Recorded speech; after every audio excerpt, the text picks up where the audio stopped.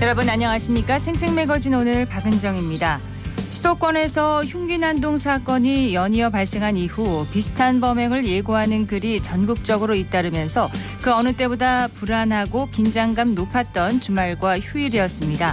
삼성 라이온즈의 홈 경기가 열린 삼성 라이온즈 파크에는 장갑차와 경찰 특공대가 배치돼 삼엄한 분위기를 더했는데요. 경찰은 묻지마 범죄와 관련해 그 누구도 피해자가 될 수 있다는 점에서 사실상 테러 행위와 같다며 엄중 처벌 방침을 밝혔습니다. 어제 저녁 6시 기준 살인 예고 온라인 게시물 작성자 54명이 검거됐는데 그 가운데는 중학생을 비롯한 미성년자도 여러 명이었다고 합니다.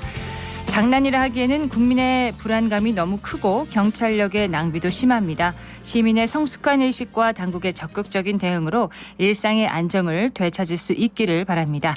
8월 7일 월요일 생생매거진 오늘입니다. 먼저 안동과 포항 울릉 연결해 그곳의 소식과 날씨 듣겠습니다. 안동입니다. 폭염특보가 14일째 이어지고 있습니다. 오늘도 경북 북부는 21도에서 25도로 시작해 낮에는 안동 35도, 의성 36도까지 오르겠는데요. 대부분 지역에서 체감 온도가 35도를 넘는 찜통더위가 나타나겠습니다. 온열 질환을 막기 위해선 물과 그늘, 휴식 이렇게 세 가지는 꼭 기억해 주시고요. 특히 주 중반엔 태풍의 영향까지 받을 걸로 보이는 만큼 미리 대비를 잘 해주셔야겠습니다. 안동시가 세계 잼버리 대회 참가자를 위한 세계유산 탐방 프로그램을 운영합니다. 현재 호주와 타진 중인데 일이 성사되면 참가자 320여 명이 안동을 찾게 되고요. 이와 함께 체코와 루마니아, 우루과이 청소년도 올 예정입니다. 특히 엘리자베스 2세 영국 여왕 안동 방문 등 지금껏 영국 인연을 바탕으로 영국 대사관과도 긴밀하게 접촉 중인데요. 하회 선율 줄불놀이, 하회 별신구 탈놀이 등 각종 행사를 무료로 개최하고 또 성황리에 마무리된 월영야행 행사 시설을 그대로 남겨둔 채 가용한 프로그램을 적극 활용할 계획입니다. 또 안동시는 지역대학의 기숙사를 활용해서 1,700여 명 규모의 무료 숙박 장소를 마련하고 500여 명을 수용할 수 있는 안동 국제 컨벤션 센터의 모든 시설도 개방할 방침이고요. 지역 병원과 연계해서 현장 의료 진료소를 꾸려 온열 질환자 예방 등 폭염 상황에도 적극 대처하기로 했습니다. 안동시는 시의 역량을 총동원해 한국을 찾는 손님들이 건강하게 여정을 보낼 수 있도록 최선을 다하겠다고 밝혔습니다. 지금까지 안동이었습니다.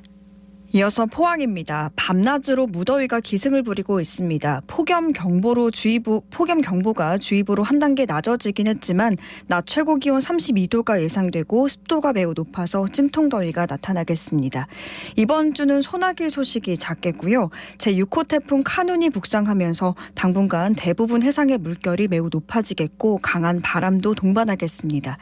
예상대로라면 경북 동해안은 이번 주 목요일 새벽부터 강풍의 반경에 들 것으로 보이니까요. 최신 기상정보 계속해서 확인해 주시기 바랍니다. 포항 죽도시장 내 도로가 침하하면서 포항시가 해당 구간을 통제하고 긴급 안전진단에 들어갔습니다. 지난 4일 오전 포항 수협 죽도 위판장 앞 도로가 내려앉았다는 민원이 접수됐는데요.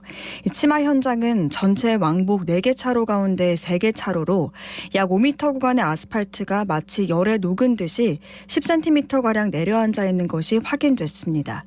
포항시는 침하 구간과 연결돼 있는 영포 회타운 상가에서 죽도시장 삼거리까지 약 150m 구간을 통제하면서 도로가 파손된 원인과 정확한 범위, 복구 방안을 찾기 위해 정밀 안전 진단에 들어갔고요. 결과는 이번 주 중에 나올 예정입니다. 도로 침하가 발생한 지점은 평소에도 교통체증이 자주 발생하는 구간인데요. 도로까지 통제되면서 큰 불편을 겪고 있는 만큼 복구가 신속하게 이루어졌으면 좋겠습니다. 지금까지 포항이었습니다. 이어서 울릉입니다.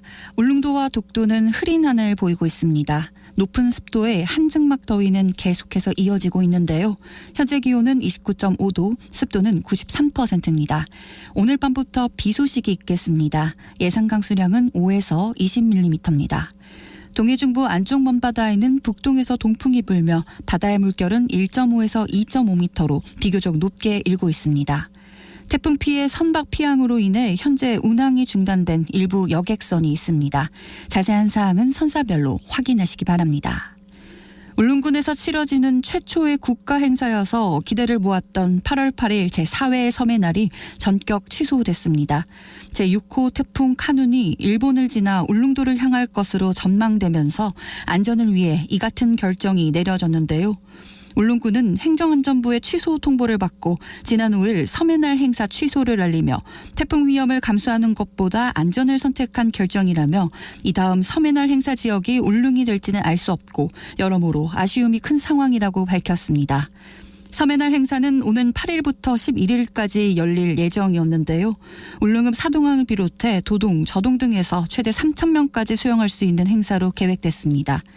울릉도에서 한 번도 진행된 적 없던 국가 행사이자 단일 행사로는 가장 큰 규모여서 울릉군민들이 행사에 거는 기대감이 컸던 만큼 아쉬움도 컸었는데요. 그렇지만 지역을 찾는 관광객들과 군민들을 위해 오는 16일에서 18일까지 진행하는 제20일의 오징어 축제는 정상 운영한다는 방침입니다. 지금까지 울릉이었습니다.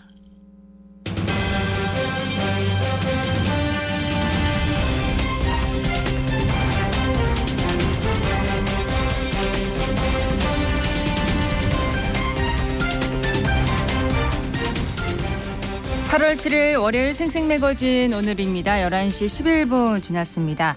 기록적인 폭염에 전국에서 온열 질환자가 속출하고 있습니다. 인명피해까지 발생하면서 경북도에서는 외부 활동을 자제하도록 예찰 활동을 강화하고 있는데요. 김수용 경북도 자연재난과장 연결해서 관련한 내용 자세히 살펴보도록 하겠습니다. 김 과장님 안녕하십니까? 예, 안녕하세요. 예, 연일 폭염이 이어지고 있습니다. 안타까운 인명피해 소식까지 들려오고 있어요. 예, 전국 온열질환 사망자가 21명 중으로 우리 도에서만 지난달 29일부터 지금 4명의 어르신이 온열질환으로 목숨을 잃었습니다. 네. 온열질환 추명 사망자가 언론 보도에는 10명 이상으로 나오지만 이 중에 질병관리청 공식 집계에 따르면은 현재까지 온열질환 사망자는 총 4명입니다. 대부분 불볕 더위 등 논밭에서 농사일을 하시다가 네. 열사병으로 돌아가신 것으로 파악되고 있습니다. 2023년 8월 5일 기준에서 우리 도의 온열질환 환자는 총 159명이며 이 중에 60세 이상 고령층 비율이 43%에 해당되고 68명으로 가장 많습니다. 그렇군요. 예, 그리고 발생 장소는 논밭, 작업장 등 실외 발생이 132명이고 실내 작업장, 집 등 실내 발생이 29명으로 네. 온열 질환은 실외에서 많이 발생하고 있습니다. 이에 따라서 우리 도는 오전 9시 이후 어르신들이 논밭일 등 외부 활동을 자제하도록 홍보를 많이 하고 있습니다. 네. 특히 읍면 동별로 고령 농업인에 대해서는 안부 전화와 현장 방문을 병행하고 있습니다. 또한 소방관서하고 이 통장 또 자율방재단과 협조 체제를 확대해서 긴밀히 관계를 유지하고 있고요. 네. 가도 방송 등 예찰을 강화해 가고 있습니다. 지금 말씀하셨다시피 온열 질환이 실외에서 많이 발생하고 있잖아요. 특히 네. 이제 경북은 농업에 종사하시는 어르신들이 많아서 온열 질환 피해가 크지 않을까 싶습니다. 네, 우리 경북 농업의 특성상 밭농사와 가수농사가 많고 농업인 대부분이 또 고령층입니다. 네. 그래서 폭염에 취약한 어르신들이 폭염이 극심한 한낮에 농사일을 하시다가 온열 질환으로 피해를 입으신 걸 우선으로 이제 판단을 합니다. 그러므로 연일 계속되는 폭염에 농업에 종사하시는 어르신들께서는 반드시 온열 질환 예방 수칙, 즉 물, 그늘, 휴식을 잘 지켜주셔야 합니다. 네. 그리고 논밭일 하시기 전에 TV, 라디오 등에 통해서 무더위와 관련한 기상 상황을, 기상 정보를 수시로 확인하시고 햇빛에 노출되지 않도록 창이 넓은 모자를 착용하시고 바람이 잘 통하는 옷을 입으시기를 바랍니다. 네. 그리고 또한 무더운 낮 시간대의 농작업은 절대 피하시고 농작업 중에도 규칙적으로 그날에 휴식을 취하시고 물을 섭취하는 것으로 온열 질환 예방을 위한 좋은 방법입니다. 네, 농사 일을 하시는 분들 얘기를 들어보면 딱 그때그때 해야 하는 일이 있다고 해요. 그래서 보고 있을 수만은 없어서 일하러 나가신다고 하는데 건강은 물론이고 생명까지 위협하는 만큼 폭염일 때는 가급적 농사 일을 하지 않으셔야 되겠어요. 네, 현재 폭염으로 인해서 오전 10시만 돼도 네. 체감 온도가 한 35도 안팎이 됩니다. 고령층 어르신들이 폭염에 취약한 것은 체온 조절 능력과 탈수 감지 능력이 떨어지기 때문이라고 합니다. 네. 따라서 만성 질환을 가진 어르신들은 더욱 위험한 만큼 무더운 낮 시간에 농사일 등 야외 활동은 피하시는 것이 좋습니다. 그렇습니다. 예, 그리고 고령층 어르신들께서는 불가피하게 논밭일 등 야외 활동을 하실 경우에는 위급 시 응급 대처를 위해서라도 반드시 2인 이상 함께 하시기를 바라며 혹시 논밭 작업 중에 어르신이 온열 질환으로 발견이 되면 의식이 있는 경우에는 시원한 장소로 이동하여 옷을 헐렁하게 하고 네. 몸을 시원하게 해서 수분을 섭취하도록 하고 119에 도움을 청하는 것이 좋겠습니다. 반면에 의식이 없는 경우에는 즉시 119에 구급 요청을 하고 시원한 장소로 이동 후 바로 병원으로 모시고 가야 하겠습니다. 논밭에 가실 때 절대로 혼자 가시면 안 되겠네요. 예. 2인 이상 함께 하시기 바랍니다. 경북도에서 지금 폭염 피해 예방을 위해서 전단팀을 운영하고 있다고요? 예, 우리 도는 지난 5월 20일부터 9월 30일까지 폭염 대책 기간 중에 9개 폭염 관련 부서와 함께 폭염 대응 TF팀을 구성해서 분야별 폭염 피해 예방에 노력하고 있습니다. TF팀 구성은 네. 3개 반으로 총괄 상황반, 건강관리 지원반, 예찰 활동반으로 이제 구분되어 있고요. 분야별 내용으로는 총괄 상황반은 이제 폭염 상황 관리를 전체 총괄을 하고 있고요. 네. 건강관리 지원반은 폭염 온열 질환 감시 체계 운영 및 방문 지원 등을 담당합니다.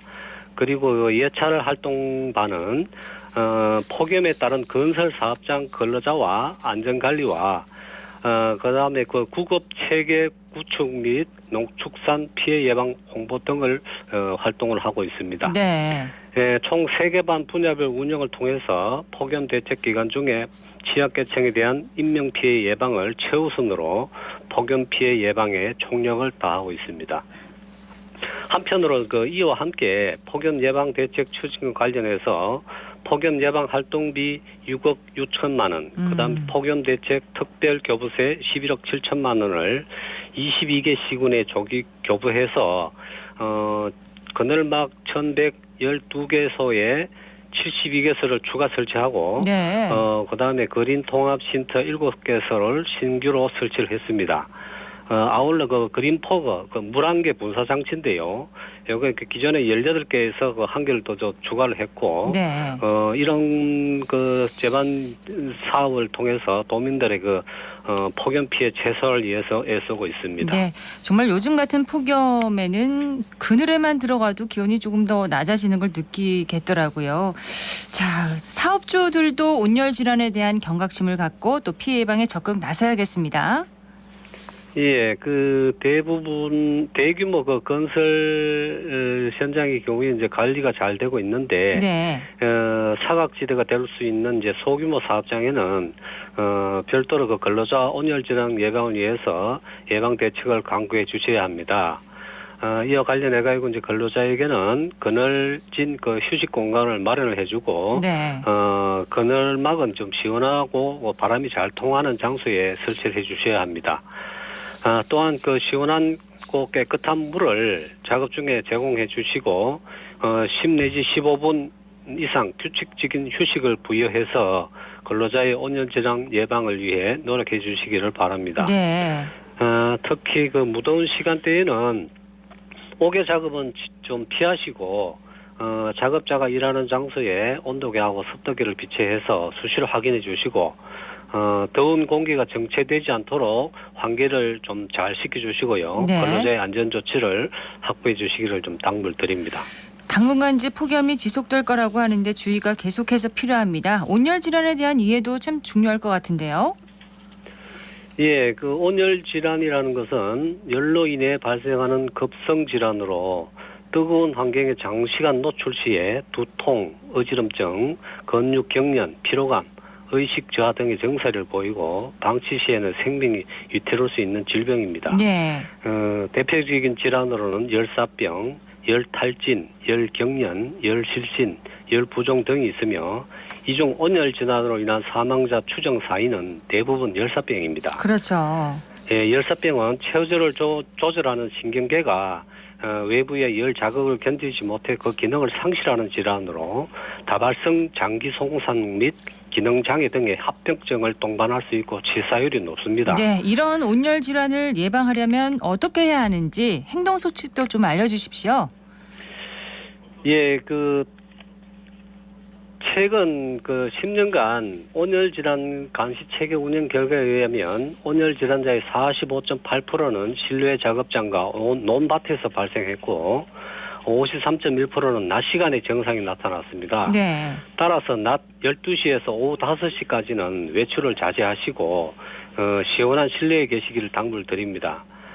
또한 온열 질환 예방을 위해서는 외출 시 양산, 모자 등 햇빛을 차단해 주시고 갈증을 느끼지 않도록 규칙적으로 물을 섭취하시기 바랍니다. 네. 또한 가장 더운 시간대에는 야외 작업, 운동 등을 자제해 주시길 바라고요. 온열 질환자가 급속도로 지금 증가하고 있고 무더위에 직접 노출되는 야외 작업장, 더위에 취약한 노약자의 경우 별다른 조치 없이 더위를 참다가 온열 질환이 발생하거나 사망에 이어지는 경우가 많습니다. 그렇습니다. 예, 무더운 낮 시간 동안에는 논밭일, 야외 작업 등 바깥 활동을 자제해 주시고 온열 질환 예방을 위한 건강 수칙을 꼭 지켜주시길 바랍니다. 네. 끝으로 좀 강조하고 싶으신 말씀이 있으시다면요. 예, 온열 질환 예방을 위해서는 3대 수칙, 즉 물, 그늘, 휴식을 잘 지켜주시기를 바랍니다. 무엇보다 앞서 말씀드린 바 있지만 폭염으로 돌아가신 어르신 대부분 농촌에서 폭염에 밭일을 하시다가 돌아가셨습니다. 네. 폭염 시간대에 밭에 나가는 것은 매우 위험합니다. 나이가 많으신 분들이 밭에 나갈 일이 없도록 가족분들과 주변 분들의 관심과 협조를 부탁을 드립니다. 그리고 우리 도에서도 폭염으로 인한 인명피해가 더 이상 발생하지 않도록 사전 예찰 활동을 강화하고 있습니다. 참고로 지난 8월 1일부터 우리 도 간부 공무원들이 직접 폭염 피해 우려 지역을 찾아가서 예. 폭염 피해 예방 활동하는 등 현장 행정에도 전력을 다하고 있습니다. 네. 계속해서 애써주시기 바랍니다. 오늘 말씀 고맙습니다. 예, 감사합니다. 지금까지 김수용 경북도 자연재난과장이었습니다.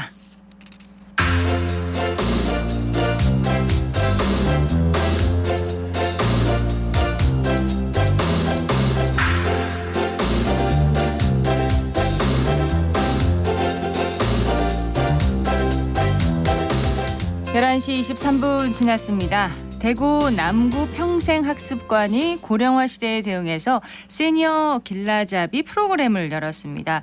전문가를 양성해서 일자리 문제까지 해소하는 것을 목표로 한다는데요. 자, 박나영 리포터가 현장 다녀왔다고요? 네, 시니어 길라잡이 프로그램은 경력단절 여성과 중장년층을 대상으로 스마트폰 활용 지도사, 치매 예방관리사, 웃음치료 전문가 이렇게 3개의 민간 자격증을 취득하는 과정으로 운영됩니다. 7월 13일부터 9월 26일까지 총 10회의 교육으로 진행되는데요. 프로그램에 대한 자세한 내용을 남구 평생학습관 이신우 평생교육사를 만나 들어봤습니다.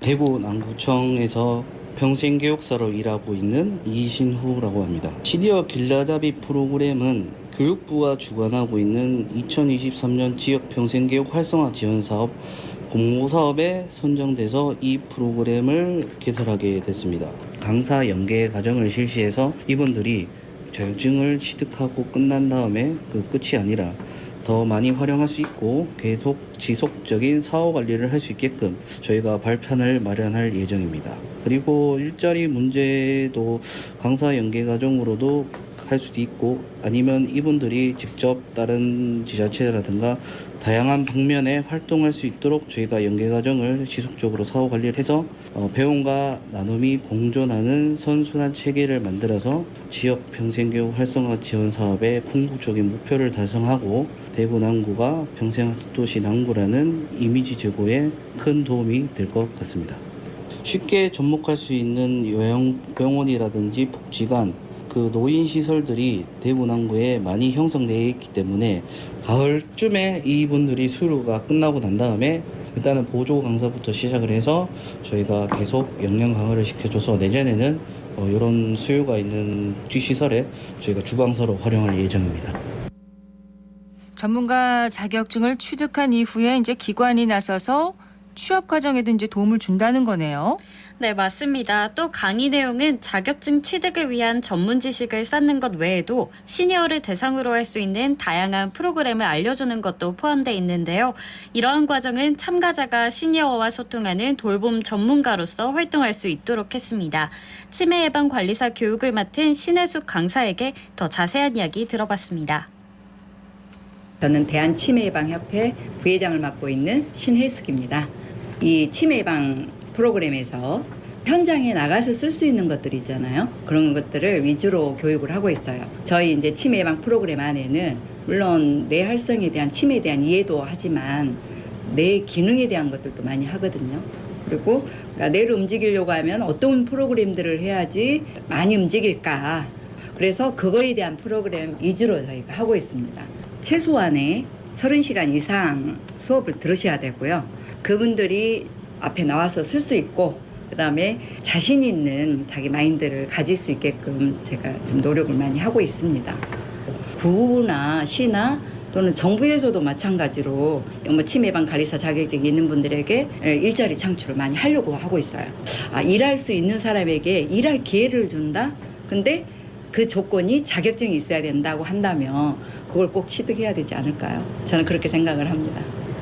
그분들이 할 수 있는 능력치는 어르신들과 공감을 끌어내면서 어르신들과 옛날 장기 기업, 옛날의 기업들을 같이 공유하는 이런 효과가 되게 많았던 것 같아요. 그래서 우리 선생님들한테 제가 거는 기대가 너무 큽니다. 공감이 가능한 돌봄 전문가 양성이 목적이네요. 예, 직업적인 역량을 강화하고 또 일자리 창출 그리고 노인과 소외계층에게 나눔을 실천할 수 있는 그야말로 선순환이 되겠네요. 네, 그렇습니다. 학습자에게는 일자리 제공으로 삶의 질 향상이 기대되고요. 고령 인구가 많은 지역에는 복지시설의 교육을 제공할 수 있는 전문가 양성으로 일석이조의 효과가 있을 것으로 보입니다. 현장의 소리와 참가자의 이야기도 들어보시죠. 이만한 갈고리 모양이 있는 것을 띄워버렸더니 갑자기 그 사람이 최근에 이루어지는 새로운 기업들은 기억하지 못했다. 그래서 해마가는 단기 기억 장치라고 합니다. 치매 예방사 수업을 듣고 있는 이은주라고 합니다. 시니어 대상으로 스마트폰 활용법을 강의 중이거든요. 수업을 하다 보니까 더 유용한 것들을 이렇게 시니어분들과 함께 공유할 수 있는 게 있을까 하면서 많이 찾아봤어요. 초고령화로 가고 있으니까 그 분들에게 제가 도움을 줄 수 있는 그런 것들 찾다 보니까 이게 너무 유용하고 너무 재밌는 거예요. 저도 너무 재밌고. 그리고 요즘은 어린 분들도 사실은 치매가 많거든요. 그런 얘기를 들어서 남의 얘기가 아니라 저뿐만 아니라 모든 가족들, 제 주위에 있는 모든 사람들에게 유용하게 이렇게 전달할 수 있겠다 싶어서 너무 좋고 적성에도 잘 맞는 것 같습니다. 54살 장은영이고요. 제가 사회복지사로 지금 공부를 하고 있거든요. 지금 남구 평생학습관에서 이런 좋은 프로그램이 있어서 여기 참여하게 되었는데 수업을 받다 보니까 너무 많이 도움이 되고 해서 앞으로 제가 이쪽으로 해서 더 공부를 많이 해서 좀 더 어르신들한테 도움을 주고 싶어서 이렇게 참여하게 되었습니다. 지역 주민을 대상으로 하는 평생학습 활성화는 고령 인구 증가와 인구 구조 양극화 그리고 일자리 부족 문제 등의 사회 문제를 해결하고 지역 발전에 도움이 될 수 있습니다. 네. 앞으로의 고령화 시대에 대비해 이러한 프로그램이 더 다양하게 마련되길 기대합니다. 네, 박나영 리포터 소식 잘 들었습니다. 네, 고맙습니다.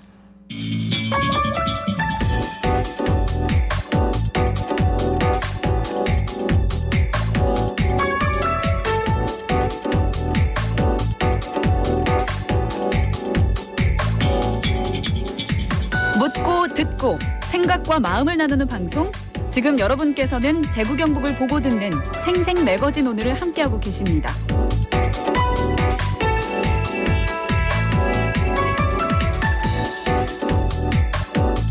월요일 생생 매거진 오늘 함께하고 계십니다. 11시 30분 지났습니다. 자, 이번에는 기자의 눈으로 지역의 현안과 이슈를 들여다보는 시간입니다. 매일신문의 차원영 기자와 함께합니다. 어서 오세요. 네, 안녕하십니까. 자, 오늘의 주제는 뭔가요? 예, 요즘 그 모 예능 프로그램 이름처럼 이 혼자 사는 1인 가구의 수가 크게 늘고 있는데요. 네. 이 청년과 노인 가릴 거 없이 1인 가구 수가 증가하는 중에 이 고독사 또한 크게 늘고 있습니다. 이 고독사가 점점 예정된 미래가 되는 현실에 대해서 한번 짚어보겠습니다. 고독사가 예정된 미래. 슬픈 말인데요. 네, 그러니까요. 예. 우선 고독사가 얼마나 늘고 있는지부터 짚어볼까요? 예, 대구시에 따르면 지난 2021년 대구에서 발생한 고독사는 124명으로 집계됐는데요. 이게 2017년 85명에서 5년간 무려 45% 이상 증가한 수치입니다. 예, 연평균 고독사 증가율은 한 9.9% 정도 되는데 이게 대구가 9.9%고요. 전국 네. 평균이 8.8%인데 대구가 전국보다 높은 수준이었습니다. 이 고독사가 느니까 이제 실태 조사도 하나 둘 이렇게 시도되고 있는데요. 지난해 대구 남구청이 발간한 남구 고독사 실태 조사 결과를 보면은 이제 2010년부터 지난해까지 전체 196명 고독사 사망자 중에서 남성이 한 73%, 네. 여성이 27%로 남성이 훨씬 많았고요. 연령별로 보면은 50, 60, 50대와 60대가 각각 30%, 한 20% 정도로 가장 많았고 네. 40세 미만도 한 10.7% 정도 됐습니다. 특히 이들 중에서 이제 74%에 달하는 145명이 기초생활수급자였던 걸로 나타났습니다. 기초생활수급자 가운데 고독사 사례가 많다는 조사 결과인데 네.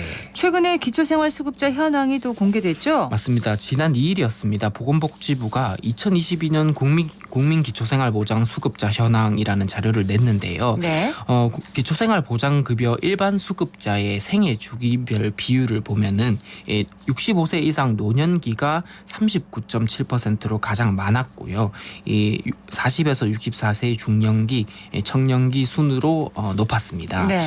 특히 경북 지역을 보면 이 지난해 일반 수급자 중에서 노년기 비율이 42.1%였는데 이게 전국의 39.7% 비율을 크게 상회했거든요.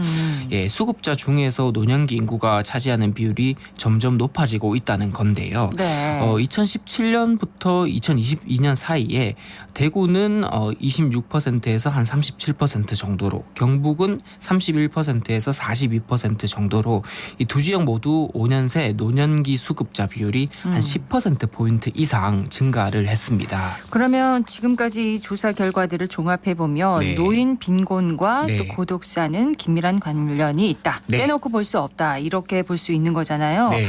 불충분한 노후 소득 때문에 일하는 노인도 또 계속해서 증가하고 있잖아요. 맞습니다. 이 노후의 생활비 부족 등의 문제로 일하는 노인이 늘어나고 있는데요. 네. 대구의 고령층 고용률도 지난 10년간 계속해서 상승 곡선을 그리고 있습니다. 대구지방고용노동청이 펴낸 이 고용노동 여건 분석 자료를 보면요. 대구 내 만 60세 이상 고령자 고용률이 2021년 기준 37.9%였는데 이게 8대 특강역 시 대비 조금 더 높은 수치를 기록했습니다. 2011년과 비교하면 약 10년 새 15% 정도 이제 증가한 수준이고요. 네. 이 고령자의 경제 활동 참가가 많아진 이유는 이 노인은 늘었지만 이 노후 소득은 좀 불충분하기 때문인데요. 베이비붐 세대의 고령화가 심화하면은 이 고령차 취업자 수는 계속해서 더 늘어날 것으로 보입니다. 네. 노인 빈곤은 더 심해지고 네. 이들이 또 질 나쁜 일자리로 몰리는 현실인데 다만 고독사는 고령층만의 문제는 아니잖아요. 네. 지금 청년 1인 가구 숫자도 계속해서 늘고 있어요. 맞습니다. 이 대구 경북에서 혼자 사는 만 15세부터 39세 청년층이 늘고 있는데요. 2016년부터 21년까지 최근 5년간 대구 1인 가구 전체 대비해서 청년층이 차지하는 비중이 계속 늘고 있습니다. 2016년만 해도 대구 1인 가구 중 청년층 비중은 10.3%에 불과했는데 2021년에는 16.1%로 크게 늘었고요. 네. 이 경북의 최근 5년간 청년층 1인 가구도 37%나 늘었습니다. 이들은 주로 직장이나 학업 등의 이유로 혼자 살고 있는 걸로 나타났는데요. 1인 가구가 증가하면서 혼자 사는 청년의 이 고립도 사회 문제로 대두되고 있고, 그렇죠. 이 독립이 주는 자유도 좋지만 이 꿋꿋이 혼자 살아가는 속에서 이 외로움에 그대로 노출된 청년들도 점점 더 많아지고 있습니다. 네. 이 청년들도 대화할 사람이 없고 그리고 단절되고 이로 인한 고립감은 계속해서 커지고 있는 사회 현상이 나타납니다. 자, 이들이 고독사의 위험에 노출되기 전에 이 고립된 상황을 탐지하거나 네. 또 최악의 상황에 이르지 않도록 국가와 지자체 차원의 노력이 네. 필요합니다. 맞습니다. 우선 이 전체 고독사 중에서 20, 30대 비중은 한 6%에서 8% 정도 수준으로 지금 나오는데 네. 특히 나이가 어릴수록 이 고독사 중 스스로 목숨을 끊는 고독사가 더 많은 걸로 나타나고 있어요. 1인 가구 증가 그리고 사회적 단절로 이제 고독사가 증가하니까 이제 지자체도 좀 위험을 감지하고 실태 조사에 나서기로 했는데요. 네. 대구시가 우선 오는 2027년까지 인구 10만 명당 고독사 발생 수 20% 감소를 목표로 이 고독사 예방 시행 계획을 추진하고 있습니다. 대구시는 이제 고독사 비율이 높은 5060 장년층 1인 가구 11만 7천여 가구를 상대로 해서 실태 조사를 벌이고 이 사회적 고립을 최소화할 계획인데 네. 특히 올해는 이제 청년층 1인 가구 3천여 가구도 실태 조사 대상에 포함할 계획입니다. 네. 고독사를 예방한다. 그 대책도 좀 나온 게 네. 있나요? 예, 지역 정치권과 기초 지자체에서도 잇따라 고독사 예방 대책을 내놓고 있습니다.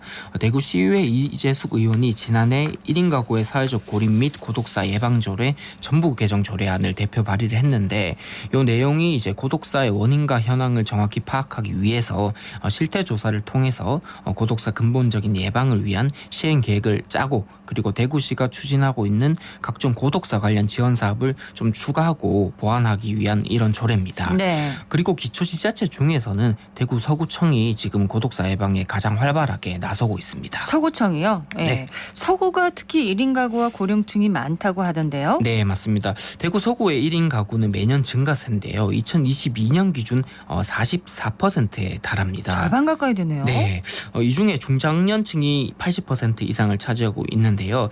때문에 서구청은 고독사 예방 그리고 주거 안정, 사회적 관계망 등 다방면으로 지금 안전망 구축에 대한 필요성이 요구되고 있습니다. 그래서 서구청이 지금 1인 가구 지원팀을 신설해서 복지 대책을 추진 중인데 좀 안정적인 1인 가구 보호 체계를 구축해서 좀 돌봄 서비스도 제공하고 위기 가구 불편사항도 받고 있고요. 네. 그리고 지난해 8월에는 이 복지부 주관 고독사 예방 시범 사업 공모에 선정이 돼서 또 2억 1천만 원 사업비를 확보하기도 했습니다. 서구청이 이제 이 예산을 바탕으로 해서 취약 거주자의 생필품도 드리고 돌봄 강병비도 드리고 이렇게 하면서 고독사 발생 방지에 좀 집중을 하고 있습니다. 네. 근데 고독사라는 말을 하는데 네. 이 고독사라는 용어를 네. 보다 좀 가치 중립적인 용어로 다른 네. 말로 바꿔야 한다. 이런 주장도 있다면서요? 맞습니다. 지금 이 현행 고독사 예방 및 관리에 관한 법률에서는 이 홀로 사는 1인 가구의 죽음을 고독사라고 표현을 하는데 네. 이 고독이라는 단어를 잘 생각해 보면 쓸쓸함이라는 것과 이제 외로움이라는 부정적 가치가 함축되어 있는 그렇죠. 용어입니다. 네. 그래서 자연스럽게 1인 가구가 증가하는 한국 사회의 단면을 왜곡해서 좀 묘사할 우려가 있다는 목소리가 나오는데요. 부정적인 의미가 좀 강하죠. 맞습니다. 이 고독사라는 단어가 이제 우리에게는 원래는 없던 단어고 표준 국어 대사전에도 아직 등재되지 않은 신조어라고 하는데요. 그래요?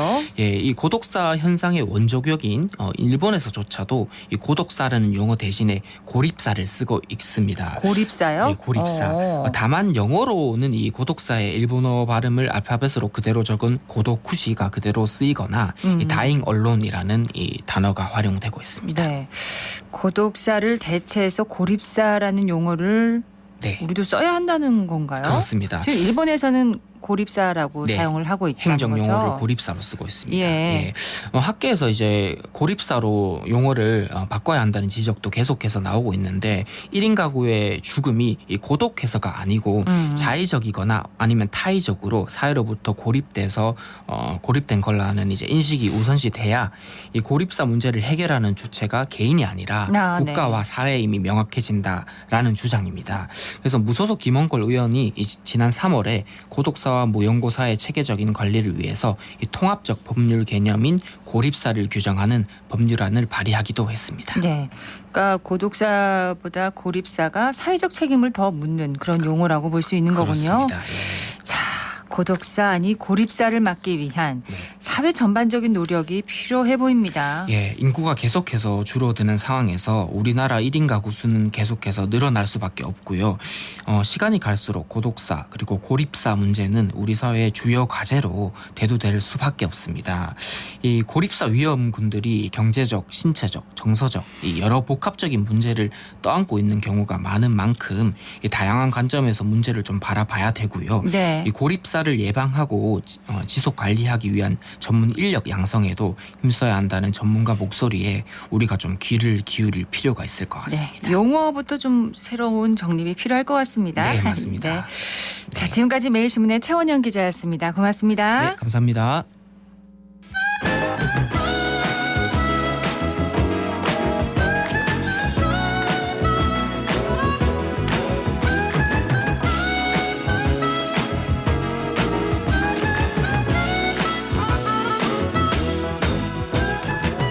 (11시 41분) 지났습니다. 정치 알아야 바꾼다. 정치 알바 시간입니다. 김수민 시사평론가 연결합니다. 안녕하세요. 네, 반갑습니다. 예, 지난주 정치권의 가장 뜨거운 이슈로 떠올랐던 2023년 새만금 세계 잼버리 소식으로 시작을 하겠습니다. 폭염에 환자가 속출하면서 미국과 영국, 싱가포르의 스카우트가 철수를 결정을 했습니다. 현재까지 이 잼버리 상황을 어떻게 평가할 수 있을까요? 네, 저는 가장 상징적인 사건이 전북연맹에서 퇴소 의사를 밝힌 것이라고 봅니다. 타이에서 온 참가자가 여성 샤워실에 들어간 사건에 대해 당국의 대처가 미흡했다라고 항의를 한 끝에 퇴소를 하게 됐는데요. 네. 예, 정작 전북에서 주최한 세계대회에서 전북 참가자들이 퇴소하게 됐다. 그러네요. 이번 대회 뼈아픈 구석인 것 같습니다. 예. 대통령실에서는 성공적인 마무리가 중요하다라고 밝혔는데요. 근데 성공이라는 말을 붙일 수는 없게 된 대회가 아닌가 그렇게 보여지고 예전 잼버리 대회에서도 사실 폭염으로 인한 온열 질환 피해는 많았었습니다. 하지만 그것으로 합리화될 수는 없다. 왜냐하면 예전에 피해가 있었는데도 대비를 못했다라고 하는 측면이 분명히 있는 것이죠. 그리고 이번 개최지는 새만금 중에서도 나중에 매립이 돼서 기반시설이 취약한 곳입니다. 배수가 나빠서 물웅덩이가 생기는 현상은 이미 드러났던 것이고요. 그렇기 때문에 예상치 못한 피해가 아니라 인재에 가깝다라고 평가를 할 수 있겠습니다. 자, 정치권에서는 책임 공방이 폭염처럼 뜨겁습니다. 민주당은 대한민국의 국격과 국민의 자긍심을 윤석열 정부가 하루아침에 무너뜨렸다 이렇게 포문을 열었고요. 대통령실과 국민의힘은 잼버리는 전 정부에서 준비를 했다 이렇게 반박을 했습니다. 네, 잼버리 유치 역사를 보면 박근혜 정부가 처음으로 공식화를 했고 올해 준비하면서 유치를 한 것은 문재인 정부였고 윤석열 정부도 출범하고 어느덧 1년 3개월이 지난 시점입니다. 거꾸로 묻고 싶은 것은 이 당 저 당이 다 관여가 되어 있고 여러 정부가 관여한 사업인데 왜 이렇게 됐냐라고 하는 거거든요. 네, 현재 권력 기준으로 보더라도 중앙정부는 국민의힘 정부인데 또 하나의 주최 측인 전라북도는 민주당 단체장입니다. 다들 여러 세력들의 책임이 있는 것이고 일단 자기 잘못부터 자신이 챙기지 못한 것부터 먼저 돌아보는 것이 책임이 아닌가 그렇게 책임지는 정치가 아닌가 그렇게 보여지는 것이고요. 그리고 역시나 일어나는 이번 그 책임 떠밀기 위탁 공방이라고 하는 이것은 진짜 역시나 했던 역시나인 사건인 것 같습니다. 자, 이 가운데 국민의힘 윤재옥 원내대표가 지금은 책임론을 논할 시기가 아니라 행사를 멋지게 치러서 대한민국 국격을 훼손하지 않아야 한다 이렇게 강조를 했는데 윤 원내대표의 정쟁 자제론 어떤 맥락으로 해서 나온 걸까요? 네, 표면적으로는 굉장히 뭐랄까요, 일반적으로 할 수 있는 말을 했다라고 볼 수가 있을 것 같습니다. 하지만 이게 계기가 뭔지도 좀 같이 봐야 될 것 같은데요. 민주노총 전북 본부가 민주당을 맹비판을 했습니다. 문재인 정부 전북 민주당 정치인들이 새만금 신공항 사업의 예비 타당성 조사를 면제하려는 정치적 입속 때문에 간척지에 잼버리를 유치하려 했다라고 비판한 건데요. 여기에 대해서 윤재옥 국민의힘 원내대표가 벌써부터 정쟁 소재를 삼으려는 움직임을 보인다. 민주당과 일심동체처럼 한 목소리를 내던 민주노총이 돌연 민주당을 비판하는 게 의아스럽다라고 비판을 했는데, 어떻게 보면 일심동체인 것은 새만금 사업에서의 국민의힘과 민주당일 수도 있겠습니다. 이 두 세력은 35년 넘게 새만금 간척 사업을 다 같이 일관되게 추구를 해왔고 현재도 새만금 문제로는 서로 비판을 하고 있지 않거든요.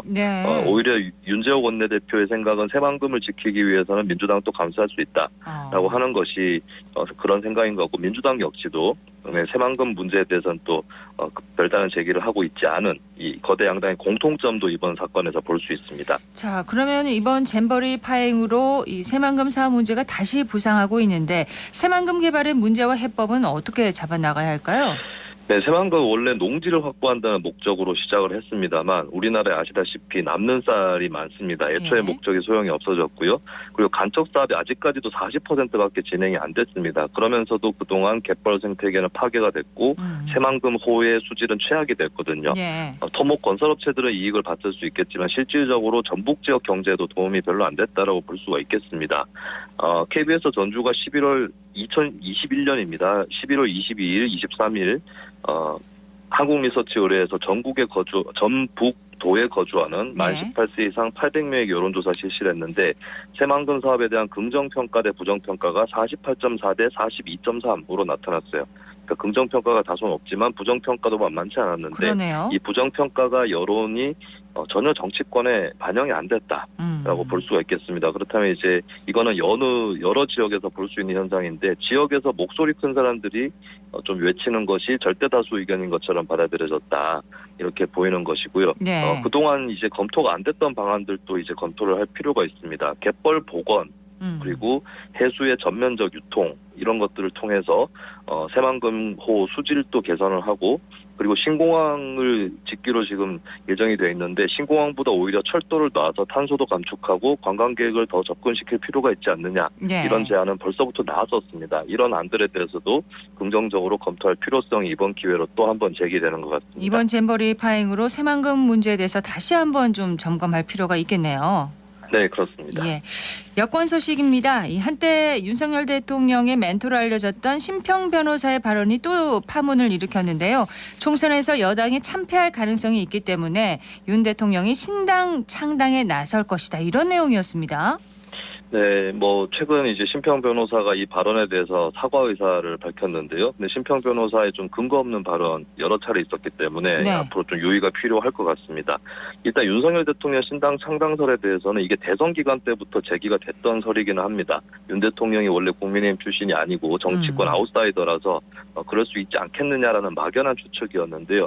근데 신당이라고 했을 때는 뭔가 노선이 다른 국민의힘과는 다른 정당이 돼야 될 텐데 그럼 두 가지 방향을 볼 수 있습니다. 중도신당이거나 아니면 더 보수적인 극우신당이어야 되는데 중도신당의 경우는 윤 대통령의 현재 국정 노선이 역대 국민의힘 지도자들과 비교했을 때도 그다지 더 중도로 가 있지는 않는 편이거든요.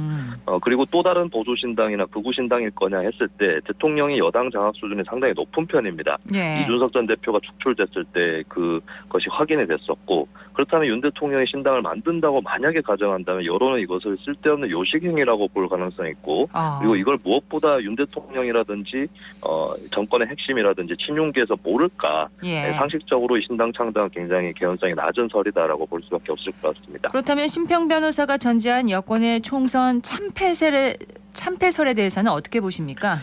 네, 이런 설이 어느 정도 도는 거는 현실이라고 볼 수 있는데요. 근데 심평 변호사도 근거를 못 댔지만 상세한 어떤 여론조사 내용 이런 것들은 드러나지는 않은 상황입니다. 그렇다면 우리가 언론 통해서 시중 여론조사로 짐작을 할 수밖에 없겠는데요. 최근에 여론조사 간의 간극이 상당히 큰 편입니다. 어떤 조사에서는 국민의힘이 확고하게 우세로 나타나고 어떤 여론조사에서는 민주당이 오차범위 밖에서 더 높은 이런 모습을 보여주고 있는데 이 여론조사가 이렇게 크게 차이가 나는 것은 글쎄 여론도 좀 정치권에 대한 피로도가 크다라고 봐야 될 것 같습니다. 여론이 무르익지 않으면 조사 방법에 따라서 또 약간의 시점 차이에 따라서 조사 결과가 크게 달라질 수 있는데 현재 정치권에 대한 피로도가 굉장히 커진 상황이다. 그래서 총선 관련해서 뭐 누가 참패를 한다거나 이긴다거나 이렇게 얘기하는 것조차도 여론에서는 좀 피로감이 있을 것으로 보여지고 오히려 이런 때일수록 이제 서로 잘하는 경쟁을 정치권이 할 필요가 있지 않을까 이렇게 보입니다.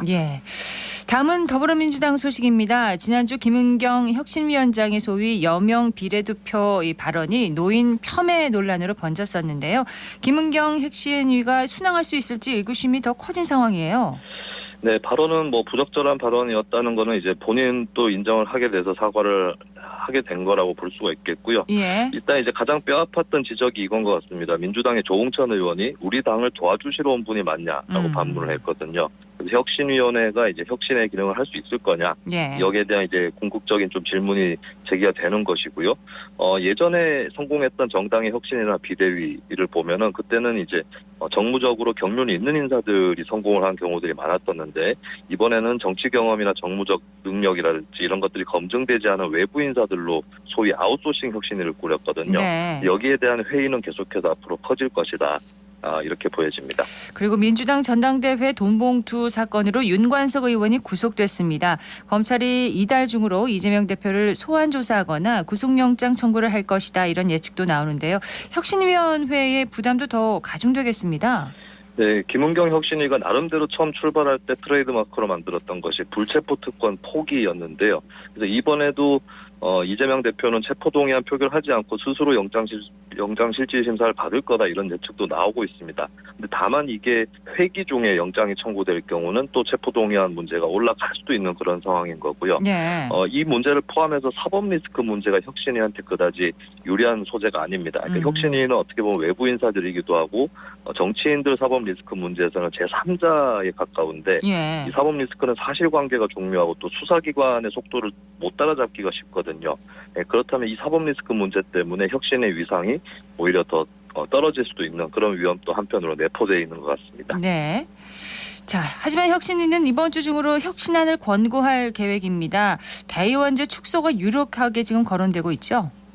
네, 민주당 내에서 대의원제 굉장히 민감한 사안입니다. 특히 친명계 당원들이 권리당원 사이에서 다수를 점하고 있으면서 하는 말이 대의원의 한 표가 당원 60표만큼 효력이 있는 것은 불합리하다 이런 문제제기를 많이 해왔고 반면에 비명 측에서는 대의원 영향력을 축소시키는 것은 소위 개딸 등의 강성 친명의 득세를 불러올 거다라고 반발을 하고 있거든요. 그런데 이 상황에서 혁신위가 대의원제 축소에 손을 들어주는 순간 구도는 다시 친명 대 비명 구도가 굳어진다라고 하는 그런 측면이 강한 것이고 여기에 공천 룰 문제까지 겹쳐질 경우는 비명계에서 혁신에 대해서 친명계 쪽 편이 아니냐 이렇게 인식하는 수준도 높아질 수 있다라고 하는 그런 상황입니다. 네, 정치 알아야 바꾼다. 김수민 시사평론가였습니다. 고맙습니다. 예, 감사합니다.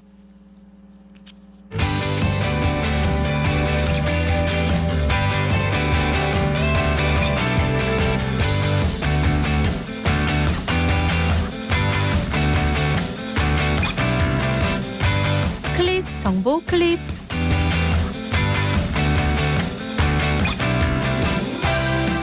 달성공원에서 사육하던 수컷 아시아 코끼리 복동이가 지난 금요일 오후 50세의 나이로 숨을 거뒀습니다. 복동이는 1975년 2살의 나이에 달성공원의 식구가 돼 지금까지 달성공원의 상징과 같은 동물로 대구 시민의 사랑을 듬뿍 받아왔는데요.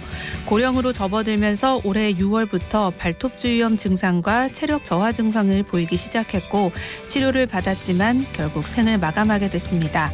대구시 도시관리본부는 사체 처리 등 사후 조치에도 만전을 기하겠다고 말했습니다.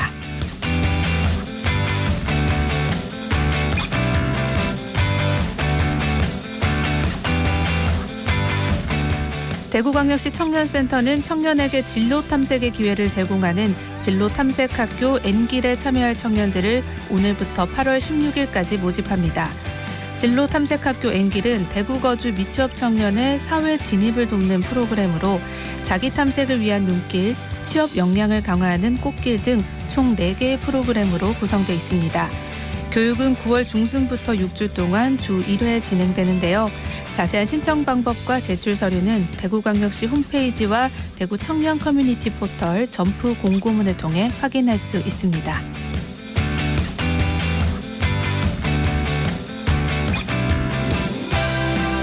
대구예술발전소에서 10월 15일까지 리아트 프로젝트 2부 퍼즐 집전이 열립니다.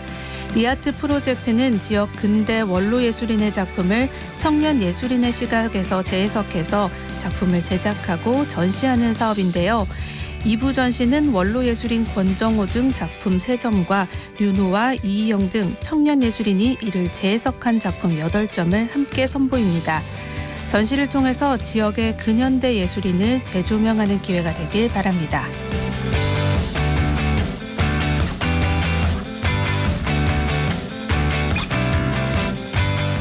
경상북도가 전국 청년들을 대상으로 메타버스 크리에이터 발굴에 나섭니다. 이번 대회의 개발 주제는 청년들이 희망하는 분야의 자유과제고요.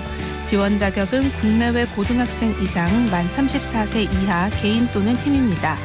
접수는 오는 18일까지고요. 자세한 내용은 청년 메타버스 창작 페스티벌 사무부 또는 경북 테크노파크 누리집을 통해 확인할 수 있습니다. 다가올 메타버스 세상의 주역으로 활약할 청년들의 적극적인 참여를 기대합니다.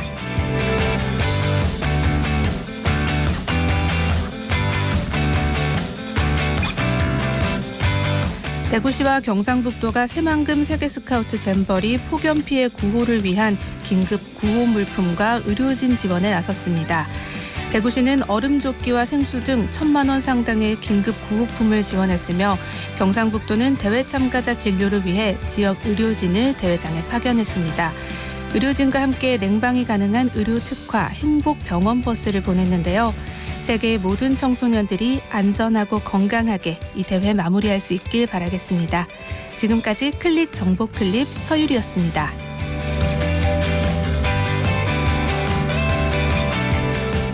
오늘 대구와 경북 지역은 가끔 구름 많고 소나기가 내리는 곳이 있겠습니다.